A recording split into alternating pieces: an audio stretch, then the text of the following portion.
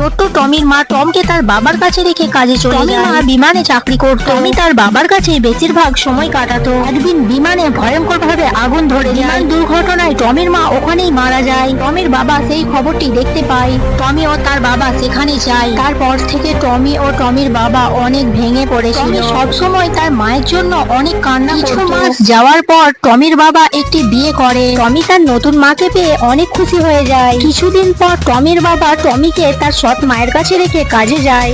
টমির বাবা বাড়িতে না থাকলে টমিকে দিয়ে তার সৎ মা বাড়ির সব কাজ করাতো। সারাদিন বাড়ির কাজ করতে টমির অনেক কষ্ট হতো। টমি তার মৃত মায়ের কথা ভাবতো আর কান্না করতো। টমির বাবা একদিন টমিকে বাড়ির কাজ করতে দেখে ফেলে। টমির বাবা তখন ভীষণ রেগে যায়। তারপর সে তাকে মারে ও বাড়ি থেকে বের করে দেয়। টমির সৎ মাকে বাড়ি থেকে বের করে দিয়ে টমির বাবা যদি ঠিক কাজ করে থাকে তাহলে একটি লাইক করে দাও। এরকম ভিডিও পাওয়ার জন্য চ্যানেলটি সাবস্ক্রাইব করে দাও।